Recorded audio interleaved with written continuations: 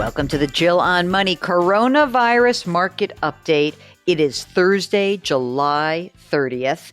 And look, this is a topic that you hear me discuss constantly, but it only comes up when bad things are going on. It's estate planning. And I want to give you guys the opportunity to just hear what I talked about on television this week with Gayle King on CBS This Morning.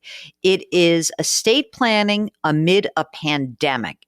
Completely consistent advice with what you've heard on this program all the time, but it takes on a different flavor when there is a pandemic that is sweeping the country. So here is my segment on pandemic estate planning from CBS This Morning. In this morning's Eye on Money, a look at some important financial planning decisions to consider during this pandemic. Look at Jerika holding it down. As many teachers prepare to return to the classroom, some are really worried about making contingency plans. I'm very concerned about going back to school. I'm very concerned about my health, about my life, and that's why my husband and I decided to write our wills.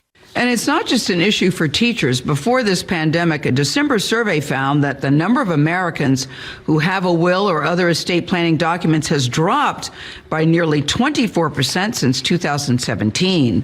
CBS News business analyst Jill Schlesinger says not having a will is a big mistake. She joins us to discuss why. Jill, I know from personal experience after being, how shall we say, harassed by you. I just mentioned in passing, I have a will, but I have no idea where it is. You looked appalled and almost fell off the chair and said, you got to take care of that. So under Jill's guidance, I contacted a lawyer who you recommended. She's great. I now have a will, a fully proper will. But why is it so important to do that? Regardless of your income, regardless of what you do. Think of the will as your instruction manual when you pass away. And it's so vital that people know what your wishes are. So there are three basic documents: a will, the legal instrument that essentially says to the world, here's where my stuff goes and to whom it goes.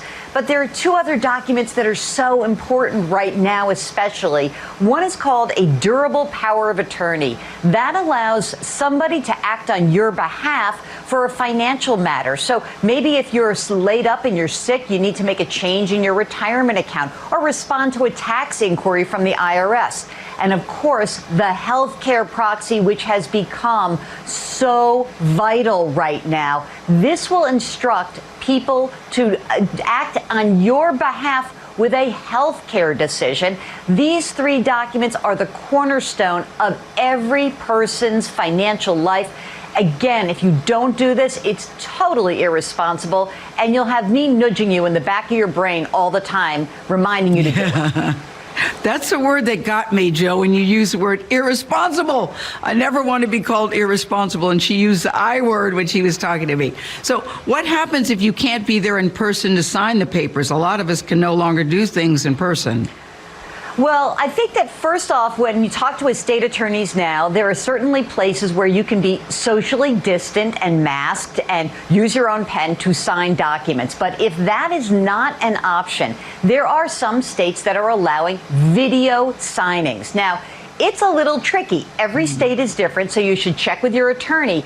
But in that video signing, you need to have the printed document. You have to show the document. You've got to have the attorneys there, the counterparties there. You have to have witnesses there. You have to have notaries there. And then everything has to get sent off to the attorney's office. So this is incredibly important because if you're going to do this, let's do it the right way.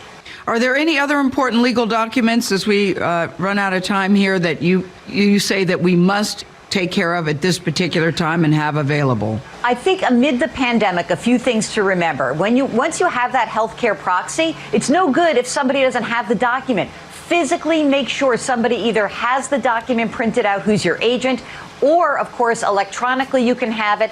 And for your older relatives, I would recommend pasting on the door, the inside door of your older relatives' homes or apartments, that healthcare proxy's name and contact information. We have heard stories amid the pandemic where people come into the apartment, they don't know who to call, and there are no documents to be found. So please take this with a grain of salt when I say to you, I hope you never need any of these documents anytime soon, but you may. So let's be clear. Okay, that was a quickie. You get a little break today. Tomorrow, we'll tell you what happened with the GDP and initial jobless claims, big numbers coming out.